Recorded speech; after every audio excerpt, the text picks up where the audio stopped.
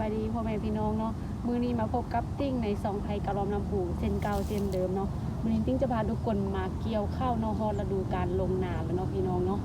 คือว่าข้าวที่เขาเกี่ยวตอนนี้มันเอิ้นว่าข้าวสั้นปะตองเนาะพี่น้องอันนี้เป็นข้าวสั้นปะตองบ่ค่อยงามปานใดเนาะปีนี้เนาะเพราะว่าฝนมันปีนี้ฝนมีน้อยเนาะแล้วก็เฮ็ดให้น้ำนาบ่พอแล้วก็ข้าวก็บ่ค่อยงามเนาะอันนี้เป็นข้าวดอกส่วนอันนี้ตัวฝากนั้นเป็นข้าวไก่น้อยบุกหัวอยู่พี่น้องเพื่อนบ้านเขามีบ่เนาะอันนี้นะข้าวไก่น้อยตัวนี้นี่หอมที่สุดพี่น้องทั้งหอมทั้งแซ่บแล้วก็อ่อนตัวนี้ก็เป็นข้าวดอกคือกันแต่ว่ายังบ่ทันเรื่องดีเพื่อบรรยากาศกลางนาก็เป็นตัวนี้เนาะโอ้มื้อนี้มันฟ้ามันแดดตั้งแต่ตอนเช้าเลยพี่น้องแดดตั้งแต่ตอนเช้ายังบ่มีบดกลับบ้านเลยสุดยอด สุดยอดทุกความฮอนเลยอันนี้จะเป็นปลาแล้วก็ไอ้พวกเจียวช่างมันเอาเกี่ยวมาก็ได้ระยะหนึ่งเดียวแต่ว่ายังบ่ทันแล้ว5กันแล้วได้ไฮหนึ่งต่อไฮที่สองพี่น้อง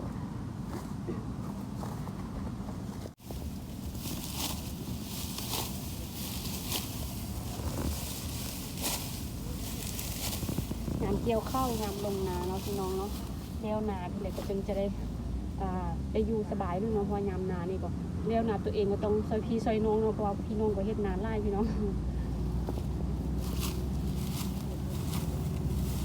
มอจะได้กินข้าวใหม่ละอันนี้ตักคันมีเด็ดงำมีเด็ดได้บางอันฮอนตั้งแต่เช้าจำคันน่ะตัก3-4เด็ดก็น่าจะตีได้แล้วเนาะพี่น้องตีแล้วก็เอาไปเฮียนแล้วก็เดี๋ยวไปตากอีกแล้วก็หลังจากนั้นเขาก็ไปซี่เนาะไปซี่แล้วก็มานึ่งกินหรือว่าเจ้ากินก็ได้ว่าอันนี้มันข้าวเจ้าเลยเนาะข้าวเหนียวนี่ข้าวเจ้าตัวนี่เป็นข้าวเหนียวเนาะแต่ว่าบางคนในส่วนหลายมันข้าวเจ้าก็มักเจ้าเหมือนกันเนาะข้าวเหนียวมันจะนุ่มมันจะอ่อนเนี่ยแต่ว่าเฉพาะติ้งแทมันจะมักนึ่งเนาะได้กว่า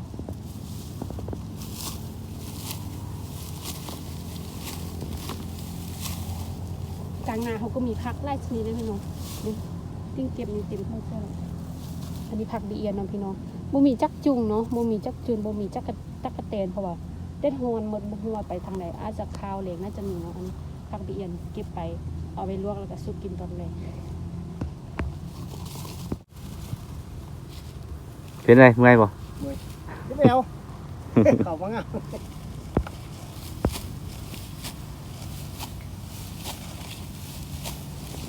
ปีนี้ได้จักเป่าอ่ะ50นี่ก็วัน50เนาะข้าวเจ้าเด้อยังบ่ออกห่วงเถื่อเจ้าที่ได้อยู่นะสาวเป่าเนาะงานอยู่ประมาณ70-80เป่าเนาะ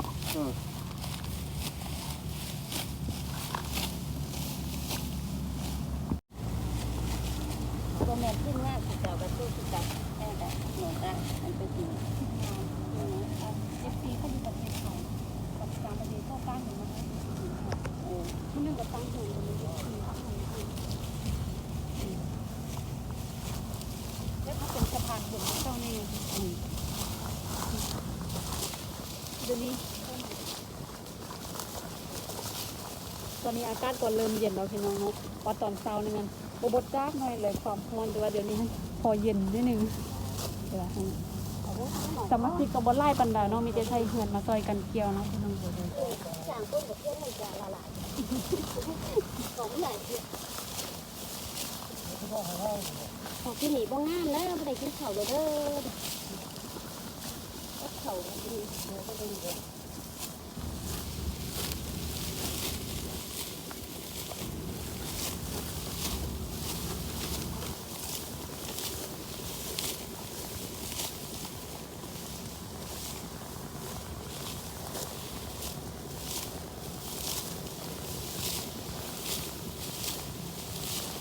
เขาบ่งามย้อนลูกไผ่มานั่นกะลูกไผ่ลายทบลูกไผ่ฮักกาลูกไผ่มาหาบกะกะ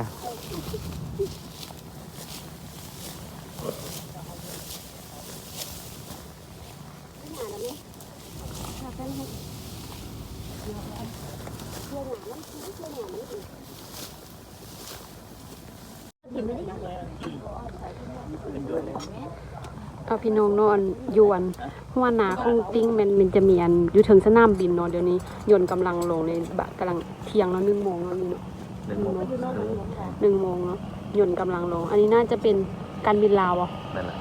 อันนี้ไส้การบินลาวเนาะพี่น้องเนาะพอเกี่ยวข้าวทุกเชือเม็ดนาทุกเชือนี้ยนต์เพิ่นจะบินข้ามห่อนเลยเนาะโอ้ตกใจเลย มีเรื่องเขา ตำนั้นได้ตำนั้นตั้งมวยตอนนี้เขาพักผ่อนเนาะไปเกี่ยวข้าวมาพักผ่อนกำลังจะกินส้มแล้วก็กินข้าวเนาะพี่น้องจะมีส้มข้าวฟืน ขี่รถมาเขาเฮิร์นเนี่ยบนนิ้ว นี่ก็เป็นลุงเป็นปลาที่มาซอยเกี่ยวข้าว ถึงเมื่อไรเขาถึงต้องแพ้ผมมาแคมหนาก็จะมีน้องปลาเนาะแต่ว่าปลานี่บ่ได้มาปล่อยแบบธรรมชาติบ่ฮู้ว่ามีอยู่บ่ปลาหรือบ่มีอากาศก็คือเก่าเนาะพี่น้องยังเด็ดฮ้อนคือเก่าเนาะบ่ได้บ่บดจากบ้าน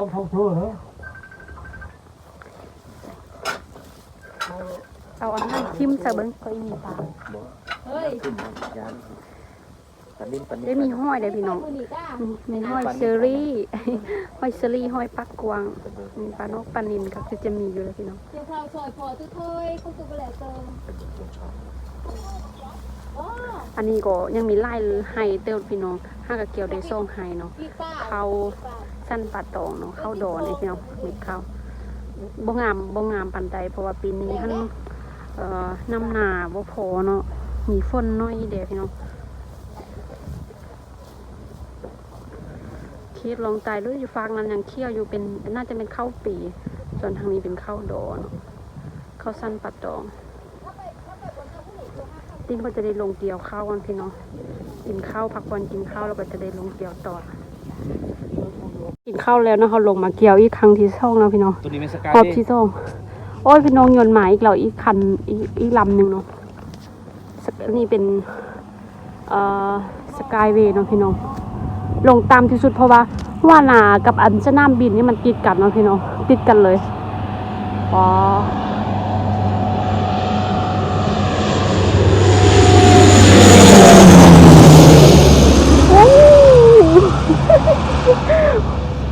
คือว่าเชี่ยวจากใดเพราะว่ามันลงต่ำเกินเนาะนี่เขาเปลี่ยนให้มือกองเกี่ยวฮอนบ่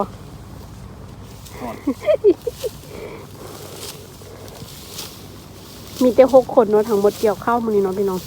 อาจจะบ่แล้วเพราะว่ายังมีไล่ไฮส้มควันอมแกมอมข้างเขานี่ยังบ่มีผักเกี่ยวเนาะเพราะว่าก็จะเอาใส่ข้าวหน้าปีมันมีแต่หน้าข้องมันแต่เหินติ้งเนาะใส่ข้าวมันดอกก็เลยว่าได้เกี่ยวเซาเต็ดก็บ่เป็นใจพี่น้องเลยบ่บดให้จักหน่อย ความฮ้อนคักฮ้อนแน่อันนี้ก็จะเป็นเที่ยงนาเขาหน่อยจักหน่อยฮ้อนโพดที่ว่าเขาบ่ไหวแล้วเขาจึงไปพักเที่ยงนาตัวนั้นจริงๆว่าอีเดิมเกี่ยวข้าวกันเนาะเกี่ยวไว้ใส่ละหุ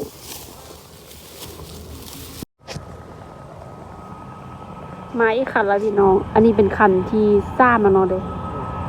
สกายอันนี้ลาวเดินอากาศการบินลาวตัวนี้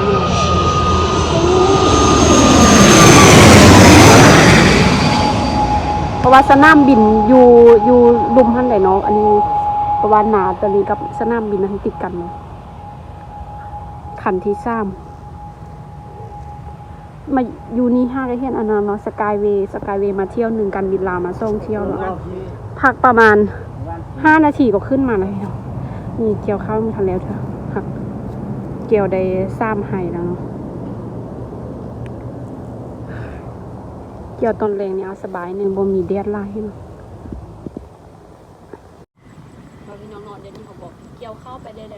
ระยะนึงแล้วเนาะทั้งหมดเกี่ยวทั้งพี่น้องนะซอยเฮาทั้งหมดก็มีรวมทั้งทีมงานพ่อแม่แล้วก็ทั้งหมด6 คนเนาะเขาเกี่ยวได้5ไห้ก็ถือว่าได้หลายสมควรแต่ว่าเดี๋ยวนี้พี่น้องก็กลับเงินมาแล้วเพราะว่ามันแรงเนาะมันจริงๆว่าจะกลับกันแต่ว่าก่อนจะกลับจะมากินข้าวแรงฟืนโซเนาะพี่น้องเนาะอันนี้เป็นอา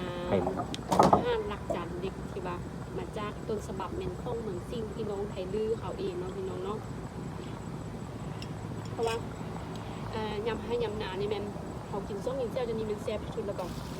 ส่วนตัวนี้มันต้องใส่ติ้งไปในท้ายเบิ่งเนาะส่วนนี้มันว่ามะขามปอมเนาะพี่น้องเนาะตัวนี้มันเฮ็ดเป็นอันเหล้าเป็นไวน์มะขามปอมเนาะพี่น้องตัวนี้มันแซ่บรสชาติมันจะแบบส้มฟาดแล้วก็หวานน้อยนึงมีรสหวานนึงเวลาเขากินตัวนี้เรา เขากินน้ำมันจะแซ่บหนองว่านโผซื่นใจแล้วก็ก่อนจะกลับแถวนี้เขาบอกตอนเกี่ยวข้าวมันติ้งก็ได้เก็บผักไปเนาะทั้งเกี่ยวข้าวทั้งเก็บผักแล้วก็ส่วนตัวนี้มันเอามามอพี่น้องส่วนผักตัวนี้มันติ้งเก็บไปจะไปปรุงแต่งอาหารให้ไอคิวกับไอแม่จันยุ่งงานบอกว่าครูคิวกับไอ้ใบจันเพิ่นได้ลุกนาเลมาแล้วก็มายามติ้งเนาะเดี๋ยวนี้เพิ่นอยู่กันท่าแต่ว่าติ้งออกมาเกี่ยวข้าวแล้วก็ให้เพิ่นอยู่กันนะคะส่วนผักตัวนี้มันเอิ้นว่าผักดีเอียนเนาะพี่น้องภาษาลาวมันเอิ้นว่าผักดีเอียนแต่ว่าถ้าว่าเป็นภาษาไทยนี่อาจจะเอิ้นว่าผักบีปลาไหลก่อน ผักปลาไหลผักบีของปลาไหลเนาะเพราะว่าปลาไหลนี่เนาะภาษาลาวเป็นเขาเอิ้นว่าเอียนมันคมที่สุดแล้วพี่น้องจึงเอิ้นว่าบีของตัวปลาเนาะแต่ว่าคันเฮ็ดมันคือวิธีนี้ก็คมเขาจะลวกน้ำเนาะวิธีกินมันจะลวกน้ำแล้วก็น้ำเวลาเขาต้มน้ำข้นแล้วก็ลวกแล้วก็หลังจากนั้นจะมาคั้นน้ำสะอาดเนาะคั้นน้ำเย็นประมาณ3น้ำแล้วก็เขาก็เอามากินได้เนาะพี่น้องเนาะว่าอากาศตอนนี้มันเย็นดีแต่ว่าตอนนี้มันคืออีเมนโฮด4 โมงเนี่ยมาเกี่ยวข้าวจะได้ตอน8 โมง 9 โมงตอนเช้าเนาะพี่น้องแซ่บดีตอนสายนี่ตอนเช้านี่ตอนตั้งแต่9 โมงจนหัว3 โมงเนาะบ่มีบดเลยเนาะพี่น้องแดดตาร้อนที่สุดเลยแล้วก็มื้อนี้ก็เป็นมื้อทำอิฐเนาะที่ลงเกี่ยวข้าวสำหรับปีนี้เนาะพี่น้องเนาะก็ยังบ่สำเร็จยังบ่จบบริบูรณ์เพราะว่ายังมีประมาณ3-4 ไร่แล้วก็จะได้จ้างพี่น้องเนาะมาเกี่ยวข้าวซอยเนาะก็สุดท้ายนี้ติ้งก็ขอปิดคลิปเพียงเท่านี้เนาะขอบใจแล้วก็ขอบใจพ่อแม่พี่น้องที่ติดตามรับชมคลิปของติ้งมาโดยตลอดเนาะแล้วก็ติ้งก็ขออวยพรใส่ให้พ่อแม่พี่น้องจงมีสุขภาพแข็งแรงปราศจากโรคภัยไข้เจ็บน้องมีโชคมีใจเด้อพ่อแม่พี่น้องเด้อขอบอกขอบใจ